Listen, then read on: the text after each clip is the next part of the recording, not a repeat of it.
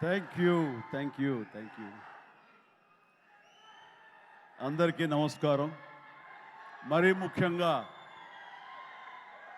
మా కుటుంబంలో ఎవరి ఈవెంట్, ఎవరి ఫంక్షన్ జరిగినా సరే అది తమ ఇంట్లో ఫంక్షన్ లాగా ఉరకలైతే ఉత్సాహంతో ముందుకు వస్తూ మమ్మల్ని ఉత్సాహపరిచేటటువంటి మా అభిమానులకు ఎప్పట్లాగానే శిరస్సు వచ్చి నమస్కరిస్తున్నాను. Thank you so much. ఎప్పటికప్పుడు మీరు చూపించే ఉత్సాహం మమ్మల్ని ముందుకు నడిపిస్తుంటుంది. ఆ రకంగా మరొక్కసారి ఇక్కడున్న ప్రతి అభిమానులకు, అలాగే టీవీల్లో వీక్షిస్తున్న ప్రతి అభిమానులకు హృదయపూర్వక నమస్కారాలు తెలియజేస్తున్నాను. నేను నాలుగైదు రోజుల క్రితం అమెరికాలో ఉన్నాను. అక్కడికి ఒక మెసేజ్ వచ్చింది వరుణ్ తేజ్ నుంచి. డాడీ నీతో ఏదో మాట్లాడాలి అని. సరే, అప్పట్లో డే అండ్ నైట్ రివర్స్ అవటం మూలంగా టైమింగ్స్ కుదరలేదు, మాట్లాడలేదు. జనరల్గా మాట్లాడాలి అని ఎప్పుడు మెసేజ్ పెట్టాడు. అనుకుంటే వచ్చేస్తాడు. నేను ఊళ్ళో లేను కాబట్టి తను రాలేకపోయాడు, మెసేజ్ పెట్టాడు. ఏమో పెద్ద అర్జెంట్ ఉంటే మళ్ళీ తనే మెసేజ్ పెడతాడు కదా అనుకున్నాను. సరే, 3 days బ్యాక్ 2 days బ్యాక్ వచ్చేసిన తర్వాత మళ్ళీ ఫోన్ చేసి రావాలంటే ఏమై ఉంటుందని నాకు, ఎందుకంటే ఈ పిక్చర్ రిలీజ్ అవుతుంది, దీనికి ఒక ఈవెంట్ జరగబోతుంది అన్నది మైండ్లో లేక సరే రా అన్నాను. ఇలాగా మా ఫంక్షన్ జరుగుతుంది, ఈ సినిమాకి నువ్వు ముఖ్య అతిథిగా రావాలి. నాకు తెలుసు నిన్ను బయట వాళ్ళు పిలుస్తారు, నువ్వు వెళుతుంటావు, కొంచెం ఎంతో కొంత ఇబ్బంది ఉంటుంటుంది, అలాంటి ఇబ్బంది నీకు కలుగ చేయకూడదని చెప్పేసి ఎప్పుడు నేను అడగను. ఎప్పుడు ముకుందాకు వచ్చావో, తర్వాత ఇంకో దానికి వచ్చావో లేదో, అంతేగాని మళ్ళీ నాళ్ళ తర్వాత నువ్వు వస్తే బాగుంటుందని. ఎందుకంటే నీలాంటి వ్యక్తి, ఇంత గొప్ప హీరోస్, మన బార్డర్లో ఫైట్ చేసేటువంటి హీరోస్ మీద ఒక సినిమా చేస్తున్నప్పుడు దాని గురించి 10 మందికి తెలియజెప్పేలాగా, 10 మంది మోటివేట్ అయ్యేలాగా మీరు కనుక ఆ ఫంక్షన్లో పార్టిసిపేట్ చేస్తే ఆ యొక్క రీచ్ వేరు. రండి అని చెప్పేసి పిలిచిన వెంటనే ఇది గొప్ప అవకాశం నాకు. అది నేను రావడం వాళ్ళకి అవకాశం కాదు. ఇలాంటి గొప్ప సినిమా గురించి, ఇలాంటి గొప్ప హీరోల మీద తీసిన సినిమా గురించి, మన బార్డర్లో ఉండే మన కోసం, మన రక్షణ కోసం, మన సరిహద్దులో ఫైట్ చేసేటటువంటి వారియర్స్ గురించి ఇలాంటి సినిమా తీసినప్పుడు దాని గురించి 4 మాటలు చెప్పడం అనేది నాకు దక్కినటువంటి గొప్ప అవకాశంగా నేను భావిస్తుంటాను. అలాగా ఈ ఫంక్షన్ రావడం అనేది నాకు నిజంగా చెప్తాను చాలా గర్వంగా ఉంది. సో ఇందులో ఉండే పాయింట్స్ ఏమిటి అన్నప్పుడు, నాకు ఎప్పుడైతే పుల్వామాలో జరిగినటువంటి ఈ టెర్రరిస్ట్ అటాక్ ఉంది, అది ఒక బ్లాస్ట్ అయ్యి 40 మంది సిఆర్పిఎఫ్ వాళ్ళు చనిపోవటం చూసాము. ఇందాక లాస్ట్లో నేను లాంచ్ చేసిన సాంగ్లో చూసినప్పుడు నాకు ఆ విజువల్సే కనిపించాయి. ఎంత హృదయ విదారకంగా ఉందంటే, సినిమాల్లో మనం కొంతవరకు చూపించగలం, నిజంగా నిజ జీవితంలో ఎంతమంది ఎంత హృదయ విదారకమైనటువంటి పరిస్థితి. అలాంటి ఫ్యామిలీస్కి, వాళ్ళకి ఆ చనిపోయిన వాళ్ళకి నివాళులు అర్పించేలాగా ఒక ప్రతీకారం తీర్చుకోవాలనే కక్షతోటి మన ఇండియన్ ఎయిర్ ఫోర్స్ చేసినటువంటి పెద్ద సాహసం, చేసిన యుద్ధమే ఈ cinema. If I'm right, I'm right, yeah. So అది సరిగ్గా నేను అవును వరుణ్, నాకు అక్కడ ఒక్కసారి ఈ వ్యాలంటైన్స్ డే ఏంటి, ఏదైనా రొమాంటిక్ టచ్ ఉందా ఏంటి, ఇందులో ఏదైనా సినిమాని కమర్షియలైజ్ చేశారంటే లేదు. February 14th నాడు ఈ సర్జికల్ స్ట్రైక్ చోటు చేసుకుంది. కాబట్టి దానికి సినిమా పరంగా మేము పెట్టుకున్నటువంటి ఈ పేరు ఇది ఆపరేషన్ వ్యాలంటైన్స్ డే అని చెప్పేసి. వెరీ సెన్సిబుల్గా ఉంది, బాగుందని అన్నాను. ఆ తర్వాత ఈ సినిమా గురించి తను మాట్లాడుతూ, first of all Shakti Pratap Singh director. So అతను Rajasthan, you belong to Rajasthan? Yeah, he belong to Rajasthan. So అక్కడి నుంచి వచ్చినటువంటి యువకుడు, ఎంతో ఎంతూజియాస్టిక్ యువకుడు అనమాట. సో ఇక్కడ తెలుగులో అవకాశాలు బాగుంటుంది, కొత్త డైరెక్టర్స్ ఎంకరేజ్మెంట్ బాగుంటుందనే ఉద్దేశంతో ఇక్కడికి వచ్చాడా ఏమో తెలియదు. కానీ అతని గురించి నేను తెలుసుకున్నప్పుడు, అతను కేవలం ఒక కమర్షియల్ సినిమా చేసి కమర్షియల్ డైరెక్టర్గా పేరు ప్రఖ్యాలు సంపాదించేసుకుందాం, తెలుగులో డబ్బులు ఎక్కువ ఇస్తారు కాబట్టి ఇక్కడ ఉండిపోదాం, స్థిరపడిపోతాం అనే ఉద్దేశంతో రాలేదు. తను దీనికంటే ముందుగా ఈ దేశానికి సేవలు చేసేటటువంటి మన ఎయిర్ ఫోర్స్ వాళ్ళ మీద కానివ్వండి, నేవీ వాళ్ళ మీద కానివ్వండి, లేకపోతే ఇన్ఫెంట్రీ మన వాళ్ళ మీద కానివ్వండి, మిలిటరీ వాళ్ళ మీద కానివ్వండి, తను ఎప్పుడు ఒక రకమైన రీసెర్చ్ చేస్తుంటాడు, వాళ్ళ జీవితాలు ఎలా ఉంటాయి ఏమిటని. ఆ నేపథ్యంలో తను తన సొంత డబ్బు 5 లక్షల దాకా ఖర్చు పెట్టి ఒక 20 నిమిషాల నిడివితోటి ఆ సర్జికల్ స్ట్రైక్ కానివ్వండి, ఈ వ్యవహారం అంతా తనకున్న నాలెడ్జ్ తోటో తన ఇన్ఫర్మేషన్ను గ్యాదర్ చేశాడు. ఆ ఇన్ఫర్మేషన్ తోటో ఒక సినిమాలాగా చేయడం మొదలుపెట్టి ఆ తర్వాత ఎయిర్ ఫోర్స్ వాళ్ళు చూపిస్తే కనుక వాళ్ళు ఆశ్చర్యపోయారు. ఈ సినిమా, ఈ షార్ట్ ఫిల్మ్ ఒక ట్రిబ్యూట్ లాంటిది, ఇంత పెర్ఫెక్ట్ ఇన్ఫర్మేషన్ నీకు ఎవరు ఇచ్చారు, ఇందులో చాలా సీక్రెట్స్ ఉన్నాయి, బయటికి చెప్పే విషయాలు కాదు, ఇది నీకు ఎలా తెలుస్తుందని. సోమా, ఇందాక నువ్వు అన్నావు కాదు ఏదో లీక్ చేస్తావని, ఇది లీక్ చేసేస్తాను. ఓకేనా? హ్యాపీయా? Happy sir. ఎస్, ఇది ఎవరు చెప్పరు, సినిమా కూడా చూపించారు, అందుకు చెప్పేస్తాను. సో ఎయిర్ ఫోర్స్ వాళ్ళు ఈ సినిమా చూసి, ఆ చిన్న సినిమా చూసి ఇది ఇంకెప్పుడు తీయద్దు ఇట్లాగా అన్నారు. ఏంటి అన్నారు. అసలు ఇలాంటివి సీక్రెట్స్ ఇవన్నీ నీకు ఎవరు చెప్పారు ఏంటంటే, నాకు ఉన్నటువంటి కొంతమంది స్నేహితులు వాళ్ళ దీంతో ఇన్ఫర్మేషన్ తీశాను సార్ అంటే, ఫెంటాస్టిక్, ఈసారి సినిమా తీసేటప్పుడు మమ్మల్ని అప్రోచ్ అవ్వు, మేము ఇంకా ఆథెంటిక్గా చెప్తాము, ఇందులో ఉండే ప్రతి ఇన్సిడెంట్, ప్రతి ఇది చాలా అధికారికంగా ఉంటుంది అంటూ వాళ్ళ దగ్గర కూర్చోపెట్టుకుని ఈ సినిమాకి కావాల్సిన కంటెంట్ని చాలా ఆథరైజ్డ్గా జరిగింది ప్రతిదీ యథార్థగాథగా వాళ్ళు విశదీకరించి విడమర్చి చెప్పినప్పుడు తను ఇన్స్పైర్ అయ్యి ఈ కథ రాసుకున్నాడు. దీనికి కమర్షియల్ హంగులు ఎలాగో ఉంటాయి మిమ్మల్ని అందరినీ ఉత్సాహపరచడానికి.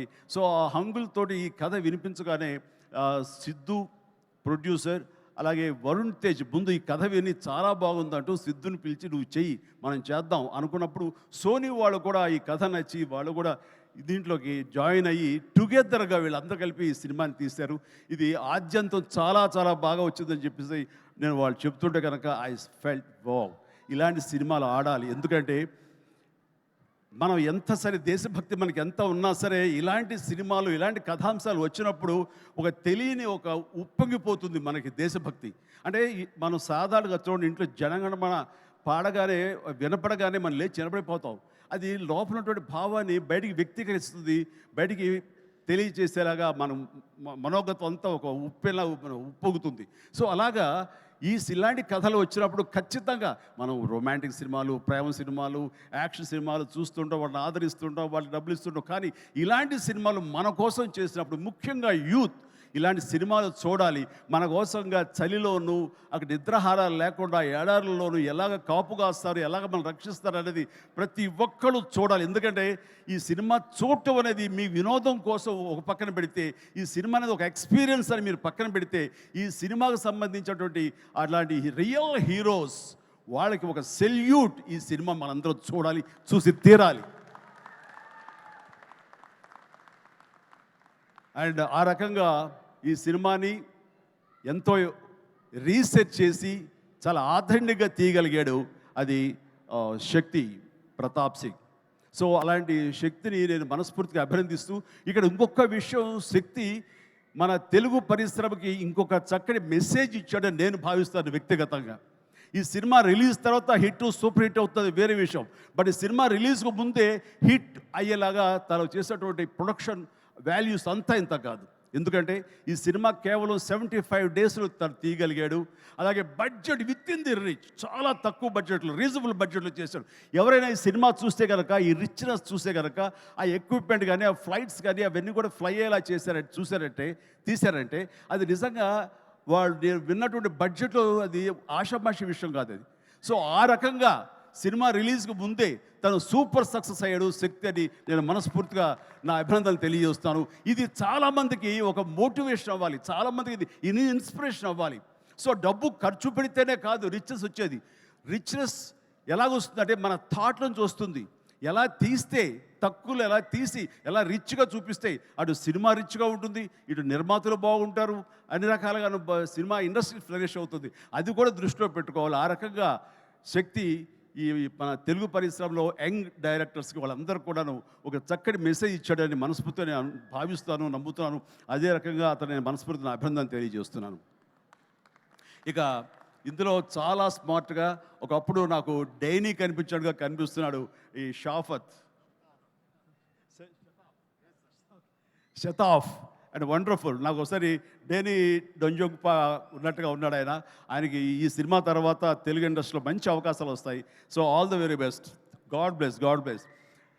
అలాగే ఇంకా నవదీప్ ఉన్నాడు. నవదీప్ చూసేగా మా ఇంట్లో రామ్ చరణ్, రాణా, వరుణ్ వీళ్ళలాగానే తను కూడా చాలా అల్లరోడు, కానీ చాలా సినిమా వరకు చాలా బుద్ధిగానే ఉంటాడు. అండ్ వాళ్ళ ఫ్యామిలీ అంతా నాకు తెలుసు, వాళ్ళ అమ్మగారు వాళ్ళందరూ కూడా నాకు బాగా పరిచయం. ఆ రకంగా మా కుటుంబ సభ్యుడిగా నేను భావిస్తుంటాను. ఈ సినిమాలో నాకు ధ్రువలో తన పెర్ఫార్మెన్స్ చాలా బాగా నచ్చింది ఈ మధ్యకాలంలో. అలాగే ఈ సినిమాలో కూడా చాలా చక్కటి క్యారెక్టర్ చేస్తుంటానని నేను భావిస్తాను. ఇంకా మంచి క్యారెక్టర్స్, ఇంకా నువ్వు వెరీ స్ట్రాంగ్ హీరోగా ఉండాలి నా కోరిక. అసలు హీరోగా ఉన్నటువంటి ఆ లక్షణాలు అన్నీ ఉన్నాయి. బట్ వస్తుంది అవకాశం, చేద్దాం. అండ్ దెన్ నేను ఎప్పుడు టైం పాస్ అవడం కోసంగా చూస్తుంటే ఒక వ్యక్తిని తరచూ చూస్తుంటాను ఈ మీమ్స్లో. అదే ఏం మస్తు షేడ్స్ ఉన్నారా నీలో నో మస్తు షేడ్స్ ఉన్నాయరా, ఏమ్రా కమల్ హాసన్ లాగానే అనేది.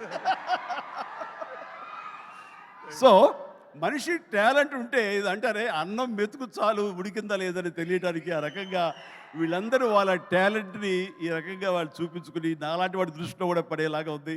అండ్ చిన్ననాటి నాస్టాలజిక్ ఫీలింగ్స్ నువ్వు చెప్పగలిగావు. I'm also so happy. నన్ను చూసి మీరు అంత ఆనందపడతారో, మీ ఫీలింగ్స్ చెప్పినప్పుడు, మీ చైల్డ్హుడ్ విషయాలు చెప్పినప్పుడు నాకు అంతే ఆనందంగా ఉంటుంది, అంతే ఇన్స్పిరేషన్గా ఉంటుంది. I'm really glad to hear that.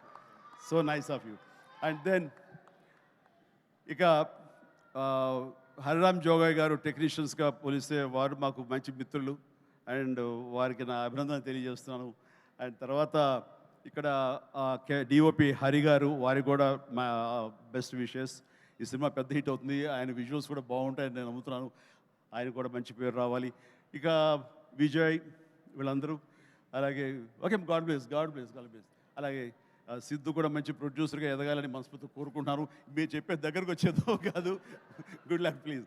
And then ఇక్కడ యంగ్ డైరెక్టర్స్ చాలామంది వచ్చారు, కరుణాకర్ ఇలాంటి వీళ్ళందరూ కూడాను ఈ సినిమాలో వాళ్ళ సినిమా అన్నట్టుగా భావించి వాళ్ళు చెప్పినటువంటి మంచి మాటలు, గుడ్ విషెస్ ఈ సినిమాకి బలంగా ఉంటాయి. ఇక అందరి గురించి చెప్పి, నా బిడ్డ వరుణ్ తేజ్ చిన్నప్పుడు సరే అందరూ ఒకే చోట తిన్నాము, ఒకే చోట పెరిగాము, ఒకే చోట పడుకున్నాము. వాళ్ళ జీవితం అంతా నాతోటే.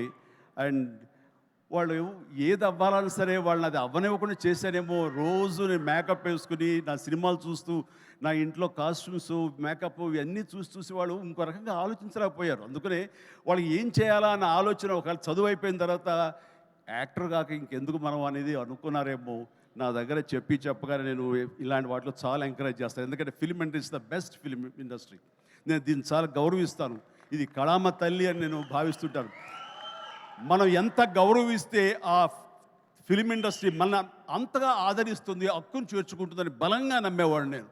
కాబట్టి ఇలాంటి ఇండస్ట్రీకి నా బిడ్డలు వస్తే కనుక అంతకంటే కావాల్సింది ఏముందంటూ ఎంకరేజ్ చేస్తాను. వచ్చిన దగ్గర నుంచి నన్ను ఇన్స్పిరేషన్గా తీసుకున్నాడా, ఇంకెవరిని తీసుకున్నాడో ఏమో, కానీ ఈ పరిశ్రమకు వచ్చిన తర్వాత నుంచి నన్ను ఫాలో అవటం లేదు ఎప్పుడు. అది గుడ్. నేను దాన్ని హర్షిస్తాను. తను ముందు నుంచి కూడా చేసిన ప్రతి సినిమా డిఫరెంట్ జోనర్. నాకు తెలిసి ఇలాంటి యంగ్స్టర్స్ ఎవరికి కూడా రాని అవకాశం, మా కుటుంబంలో ఉన్న ఇతర హీరోస్ కూడా రాని గొప్ప అవకాశం వరుణ్ తేజ్కి వచ్చింది. అది కేవలం అవకాశం రావడం కాదు, అవకాశం తను క్రియేట్ చేసుకున్నాడు, దాన్ని అందిపుచ్చుకున్నాడు, ప్రూవ్ చేసుకున్నాడు, మీ దీవెనలు పొందాడు. ఈ రోజున ఈ స్థాయిలో ఈ స్టేజ్ మీద ఇలా ఉన్నాడు. అంటే ఉదాహరణకి ఫస్ట్ ఫిలిం ముకుంద చూస్తే ఒక రూరల్ లవబుల్ బాయ్. ఆ తర్వాత కంచా, అసలు ఎప్పుడుదో 1947 ఆ టైంలో వరల్డ్ వార్ సెకండ్ టైంలో ఉన్నటువంటి ఒక సైనికుడు, మిలిటరీ సైనికుడుగా. ఆ తర్వాత ఒక హ్యోమగామిగా, ఆస్ట్రోనాట్గా. అలాగా ఇంకో సినిమా ఒక గద్దర్ గణేష్, అది నాకు చాలా ఫేవరెట్ గెటప్. అది చూస్తే కనుక పెర్ఫార్మెన్స్ అది చాలా డిఫరెంట్గా చేశాడు. నా ఫేవరెట్ ఫిల్మ్ అది వరుణ్లో. అండ్ తన స్టైలు, హెయిర్ స్టైల్ దగ్గర నుంచి నడక, ఆంగికం, గెస్టర్స్ ఇవన్నీ కూడా చాలా డిఫరెంట్గా ఉంటాయి. ఆ సినిమా కానివ్వండి. ఆ తర్వాత ఇక ఎన్ఆర్ఐ చేసినటువంటి ఫిదా కానివ్వండి, లేకపోతే లోకల్ సోఫిస్టికేటెడ్గా ఒక లవర్ బాయ్గా చేసిన వాళ్ళ బాబాయ్ ఇన్స్పిరేషన్ తోటి చేసిన తొలి ప్రేమ కానివ్వండి. అలాగే లేటెస్ట్ ఫిల్మ్స్ వరకు కూడాను ప్రతిదీ చాలా ప్లాన్డ్గా తను చేసుకుంటూ వచ్చాడు, సక్సెస్ఫుల్గా చేసుకుంటూ వచ్చాడు. ఆ ప్లాన్లో ఒక భాగమే లావణ్యని కూడా కట్టుకున్నాడు. అది సో ఆ రకంగా ప్రతిదీ వెరీ వెరీ సక్సెస్ఫుల్ స్టెప్స్ వేసుకుంటూ అన్ని జోనర్స్ యొక్క టచ్ చేస్తూ ఈ 13 తను చేసిన 13 సినిమాలు ప్రతిదీ వైవిధ్యమైన సినిమాలు చేసుకుంటూ ఎవరికి రానట్టు డిఫరెంట్ జోనర్స్ చేయగలిగాడంటే నేనేదో రొమాంటిక్ హీరో, నేను యాక్షన్ హీరో, కేవలం ఇలా చేయాలి అన్నది కాకుండా డిఫరెంట్ సినిమాలు చేసుకుంటూ వచ్చాడు. అందులో నేపథ్యంగా ఫస్ట్ టైం అంతకుముందు గాజీ అని నేవల్ సినిమా వచ్చింది, సబ్మెరీన్ బేస్ చేసుకుని రాణా యాక్ట్ చేసింది. ఆ తర్వాత ఎన్నో మిలిటరీ బేస్ సినిమాలు వచ్చి ఉంటాయి, ఉన్నాయి కూడాను. కానీ air strike, surgical strike, air force మీద సినిమా మాత్రం మన తెలుగులో ఇదే మొట్టమొదటి సినిమా. ఇలాంటి సినిమా రావడం అన్నది విజువల్ ఇంపాక్ట్ ఉంటుంది, మీ అందరికీ విజువల్ ఫీస్ట్.